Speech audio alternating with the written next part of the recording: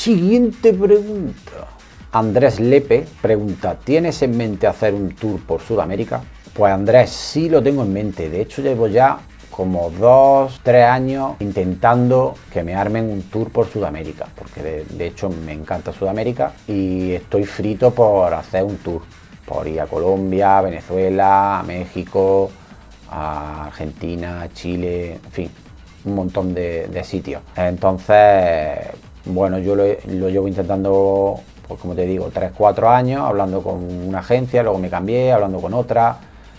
Intentamos armar, pero es complicado porque los vuelos son muy caros y porque realmente son muchas horas de vuelo, y yo, ya que voy a cruzar el charco, como se llama, o como se le dice, pues ya que cruzo, yo no quiero ir para hacer un fin de semana y pinchar en 2 sitios o 3 sitios y volverme a mi casa, porque hay muchas horas de vuelo, luego está el jet lag y estás reventado, tienes que pinchar un día, luego a la noche siguiente otra vez, luego al día siguiente otra vez y en fin, que no es lo que yo quiero planeado. Por eso, por ahora me ha sido complicado que me armen un tour. Sé que algún día, no sé cuándo, a ver si es para el año 2024,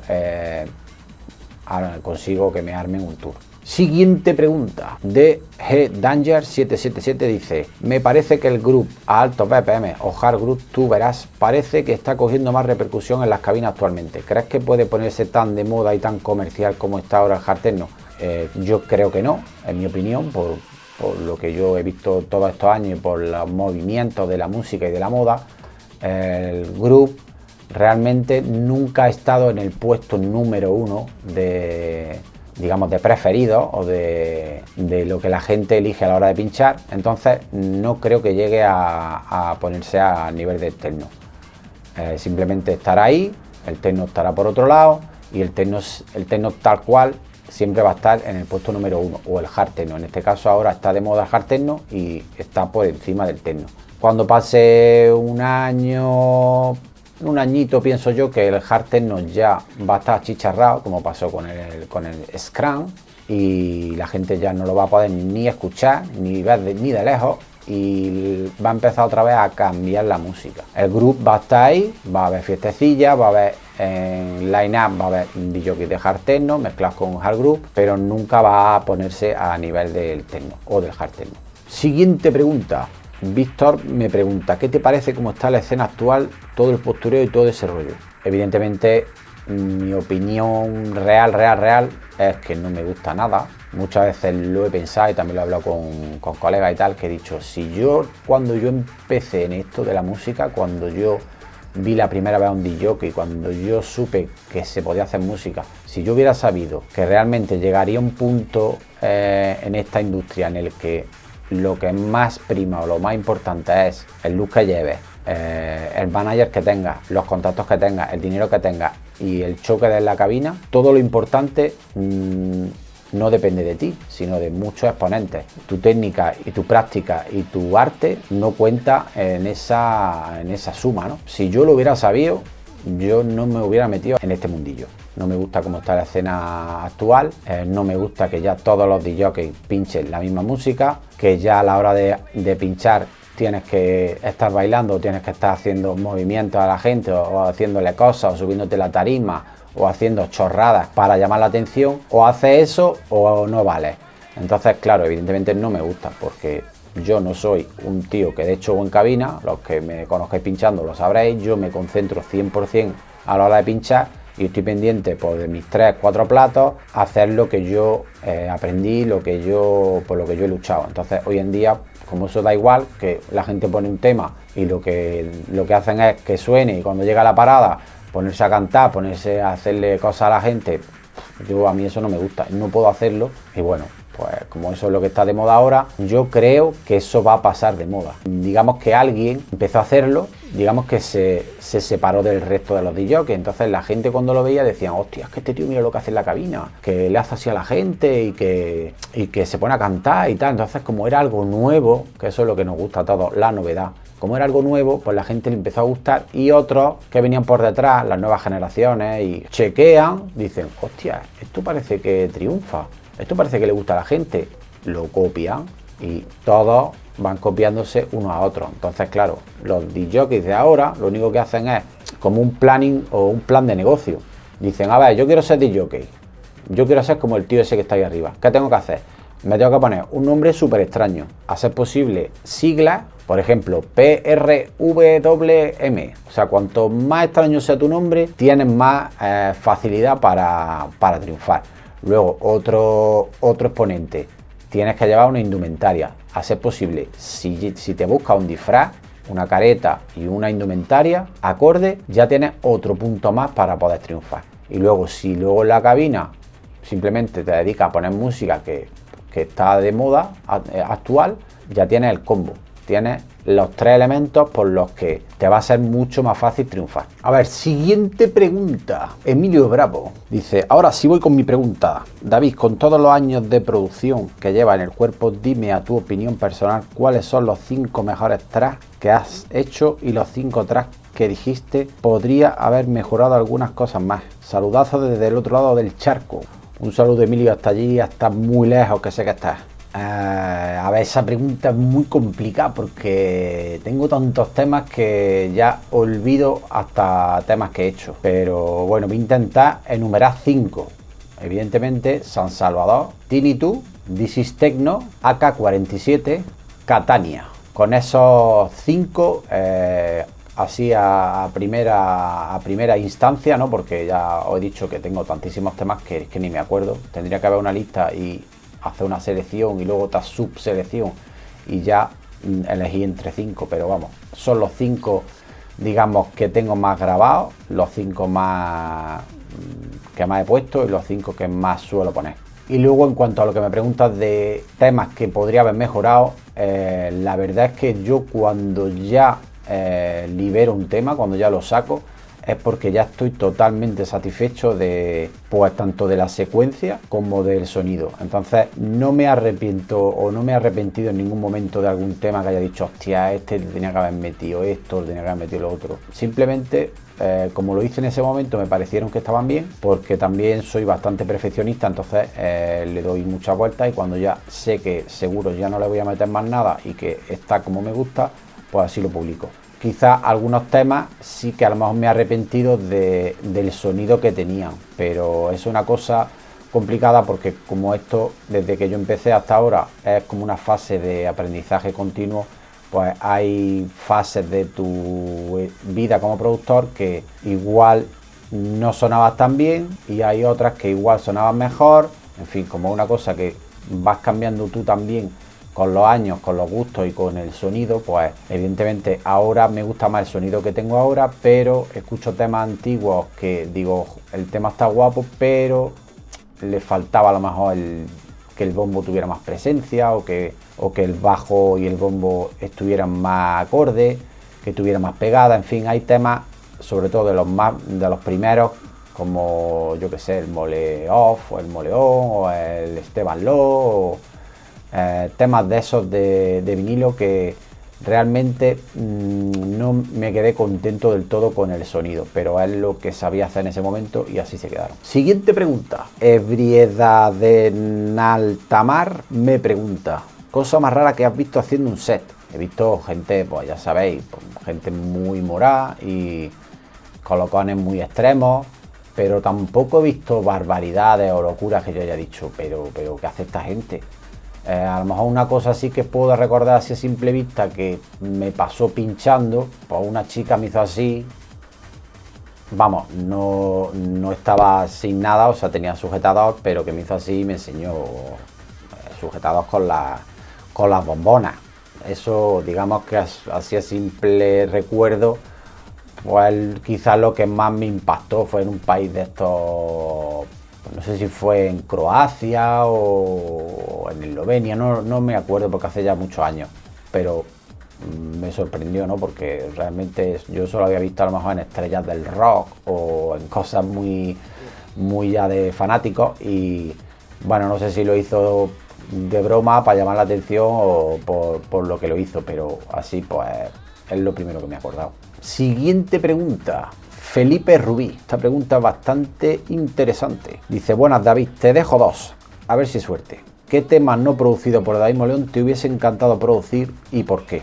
Pues hombre, me hubiera encantado hacer El Hijos del Sol de Filterhead. Me hubiera encantado hacer evidentemente el Jaguar. Uno que para mí siempre ha sido un temazo, el Incident de Joris Borg. Ese para mí ha sido quizás de las mejores producciones, de los temas que más me han gustado. Y también otro de otro productor de Invexis, que no recuerdo el nombre del track, pero lo tenía en vinilo y para mí ese tema siempre lo he considerado una puta obra maestra, porque era un tema muy profundo, con unas melodías súper que te hacían viajar y muy melancólico. Ah, coño, ya me he acordado, ahora de decir melancólico se llama melancholía o melancolía en inglés, no me acuerdo cómo se dice. Pero vamos, el tema es Melancolía de Invexis y ese tema para mí está casi en el top 1. Y luego la segunda pregunta que me hace, dice, ¿qué tema, vale, cualquier género musical te encanta, pero es tan cutre u hortera que jamás lo admitiría en público? Bueno, me gusta mucha música que diría ahí, este tío se le ha ido la almendra. Pero bueno, lo bueno de hacer música es escuchar muchos estilos y de todos te vas nutriendo y de unos coges unas cosas, de otras, de un estilo, yo que sé, coges percusiones de otras voces y todo eso te va curtiendo como productor, y luego a la hora de tú hacer música pues siempre te vienen recuerdos de tal tema o del otro, no hace falta que sea de techno, sino de otros estilos y te hacen inspirarte, ¿no? Género musical, bueno, me gusta mucho la banda sonora, me gusta el pop, pues rollo Coldplay, que es uno, vamos, yo diría que mi grupo favorito actualmente. Y luego que sea cutre u hortera, bueno, me gustan temas de los GC King, que bueno, si lo queréis considerar hortera o cutre, pero bueno, para mí, pues bueno, me trae recuerdos de cuando era joven y bueno, aunque no es el estilo que llevo dentro, pero siempre que escucho cancioncillas así de ellos antiguas, pues me molan bastante. Cutre o no cutre, no sé, es que la música es cutre, depende del punto de vista, ¿no?, del oyente. A lo mejor para mí no es cutre y para otros sí. A lo mejor a mí el reggaetón me parece cutre y hortera y hoy en día es la música más vendida, ¿no? Entonces depende del prisma, ¿no?, y depende del punto de vista del oyente. Entonces, bueno, para mí, pues grupos como esos que he nombrado, me gusta, bueno, ya más antiguo, pues me gusta Michael Jackson, me gusta Sting, me gusta, pero bueno, yo creo que con eso que he dicho, los GC King, se puede considerar hortera, ¿no? Siguiente pregunta. Tat nos pregunta, ¿cuál es la diferencia entre tocar con digital y análogo? ¿Y cuál es la mejor parte de tocar con cada una? ¿Cuál es la diferencia? Bueno, pues análogo es con tornamesa, platos, giradiscos, hay muchos nombres, pero vamos, básicamente eso, tocar con análogo es tocar con platos, o por ejemplo con una guitarra o con una batería. Digital pues pinchas con CD, evidentemente, o pinchas con un ordenador o con una controladora. Siguiente preguntilla. Avenidas Crespo dice, ¿qué se hace cuando no tienes ningún tipo de ayuda y confías en lo que haces para darte a conocer? Un saludo, David, mi admiración y respeto. Cuando no tienes ningún tipo de ayuda, pues simplemente te basta y te vale, o te tienes que valer por ti mismo. Si no tienes ningún tipo de ayuda del exterior, te refieres a contactos o a pues, gente que te pueda echar una mano a meterte a pinchar una fiesta o a colarte en un sello discográfico o meterte en una agencia. Si no cuentas con ese tipo de ayuda y solo cuentas con lo que tú hagas, pues evidentemente está todo en tus manos. Y en cuanto a qué tienes que hacer, pues evidentemente si realmente confías en lo que tú haces, en el arte que tú tienes, creando música o creando sesiones o creando todo, música, sesiones y también un poco de espectáculo en la cabina, bueno, pues si confías en que tu producto es bueno como para estar ahí, o es demasiado bueno, o crees que realmente se distingue de los demás, tiene algo diferente, pues hombre, yo te diría que luches por eso. Si tú quieres conseguir algo, nada es fácil y tienes que luchar mucho por ese objetivo y echarle muchas horas, mucho tiempo, mucho dinero también, pero claro, como no dependes de ayuda externa, pues todo lo tienes que hacer tú. Entonces, bueno, digamos que ese es mi consejo, que si no dispones de ayuda exterior, por ejemplo, yo hablo en mi caso, yo nunca he tenido ningún tipo de ayuda de nadie, y de hecho cuando he intentado en algún momento que alguien me echara una mano o por ejemplo para entrar un sello o tal, y realmente ni me han contestado o han pasado de mí, pues me ha dado como más fuerza, no me he echado atrás ni lo he abandonado, me ha dado como más fuerza para realmente decir, pues ahora lo voy a hacer por mis maneras, o sea, ahora me lo voy a currar, voy a lograrlo. Y ya llegará un momento en el que, por ejemplo, hablando de los sellos discográficos, yo al principio yo quería sacar en vinilo, intenté contactar con los sellos y ninguno te contestaba y no te hacían ni caso y tal. Yo decidí, digo, voy a montar yo mi propio sello discográfico, yo me voy a hacer mis propios discos y yo voy a empezar a buscar tiendas, me buscaré un distribuidor y hacerlo todo yo. Y entonces pues así lo hice, empecé a hacer música, me busqué un distribuidor. Ese distribuidor empezó a mover los discos por todas las tiendas de España, luego por Europa. Tu nombre empieza a sonar, pues otros sellos rápidamente te van a empezar a contactar. Entonces, digamos que la primera parte de esa misión la tienes que hacer tú solo. Y cuando ya llegue el momento en el que tu producto ya está ahí y tú ya te has hecho ver, la gente te va a empezar a contactar a ti.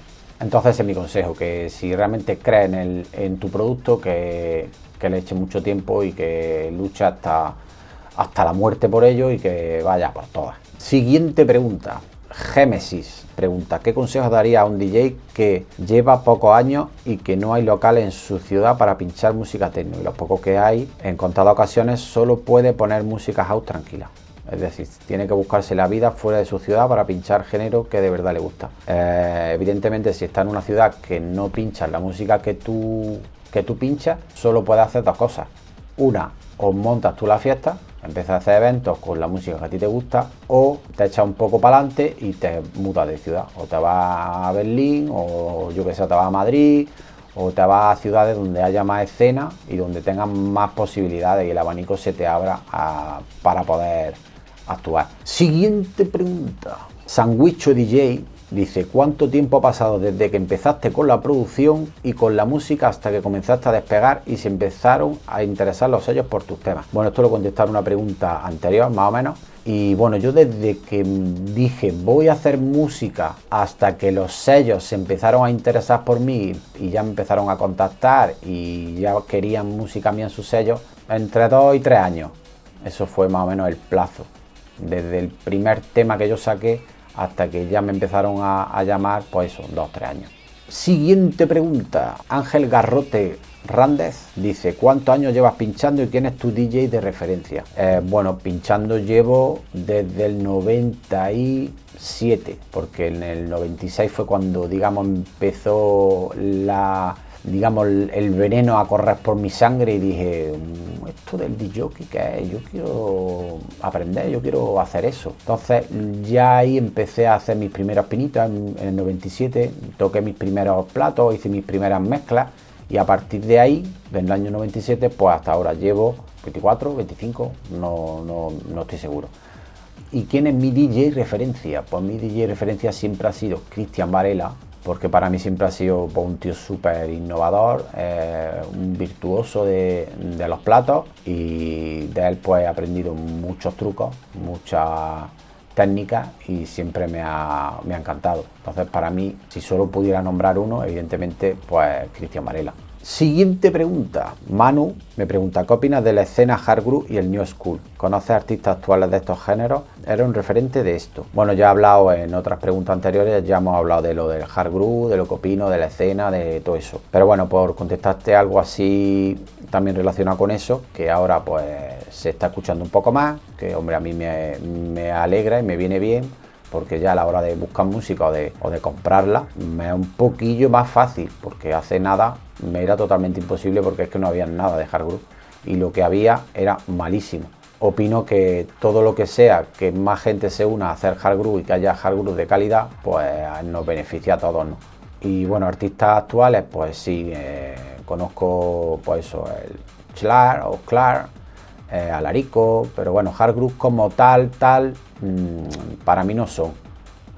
Es como techno group, pero no es hard group. Ahora mismo no me sale ningún nombre, pero vamos, hay algunos productores que están haciendo ahora musiquilla que están guapos. Si me acuerdo alguno lo pondré por aquí abajo en comentarios fijados, y si vosotros sabéis, pues también ponérmelo en los comentarios. Siguiente pregunta. Jorge Blanco dice: el techno está de moda, es un hecho. ¿Crees que igual que sube bajará? Bueno, sí. Pienso que sí, porque nada está por siempre de moda. Las modas son modas, es algo que es nuevo, la gente lo escucha, le gusta y son tendencias. Entonces, vale, puede estar de moda un año, 2, 3 años. 3 años creo que no. Estará en su punto más álgido, en el punto más alto que digamos que todo el mundo ya escuche techno, a lo mejor 2 años. Pero luego, evidentemente, saldrán otras músicas, como por ejemplo el reggaetón, que el reggaetón actualmente ha desbancado al techno, porque es la música más escuchada en todo el planeta. Entonces, bueno, el techno sí ha tenido su momento más alto, pero bueno, bajará, no va a desaparecer evidentemente, porque es un estilo más de música y va a seguir ahí, pero a lo mejor no va a estar tan de moda. Siguiente pregunta. Amaro dice: ¿cuál es para ti el mejor productor y mejor DJ? Aunque das pistas, nunca te has mojado. Bueno, yo creo que sí he dado bastantes pistas y he dicho bastantes nombres. Para mí el mejor productor, todo lo que hace es oro. Por ejemplo, Hueva. Hueva era una máquina, bueno, y es. Lo que pasa es que ahora actualmente no me gusta su música, pero ese tío es un portento, o sea, un productor impoluto y suena muy bien, un tío que sabe secuenciar, sabe hacer melodías, o sea, un tío muy bueno. Filterhead también son unos productores muy buenos. También podría decir Joris Borg, también tienen bastantes temas que me gustan, sobre todo antiguos. Bueno, Benzin también tiene, antiguamente tenían más temas que me gustaban, Benzin, Mark Brun, casi todos son productores más antiguos. De las nuevas generaciones, o de a lo mejor de 10 años o de 8 años para acá, realmente no he descubierto ningún productor que los pueda asemejar a estos, ¿no? Que yo diga, buah, este tío es una máquina haciendo música, todo lo que hace es bueno. Entonces, bueno, yo creo que con esos nombres es suficiente. Eso en cuanto a productor. Y DJ, pues bueno, para mí siempre, como he dicho en la otra pregunta, Cristian Varela para mí siempre ha sido el número 1 de DJ, junto con Dave Clark. Tenacia también me gustaba mucho, es un tío bastante bueno. Umek también era muy bueno pinchando, pero todos estos son, digamos, me gustaban más antiguamente. Hoy por hoy pues realmente no los sigo, y ya pues llevan muchos años y ya no es algo que me sorprenda y que los vea y disfrute. Siguiente preguntilla. Not Charlie dice: ¿cuánto tiempo tardaste hasta encontrar tu propio sonido a la hora de mezclar y producir? Bueno, eso ya lo he respondido más o menos en una pregunta anterior, pero así a bote pronto te podría decir que a producir quizá 2 años. En 2 años ya sabía manejar bastante bien los programas de los secuenciadores, y ya hacía mis tracks completos y hacía mis melodías. Entonces en un par de años ya hacía temas que estaban bien. Y luego encontrar el sonido me ha costado más, me ha costado encontrar el sonido que yo diga, buah, este tema tiene un pegadón, este tema lo pongo y peta, y que me guste cómo suena, y aparte me guste como la construcción. Ha tenido que pasar más años, a lo mejor 6 años. A los 6 o 7 años ya, y después de hacer muchos temas, vas puliendo y vas ya encontrando realmente el sonido que a ti te gusta.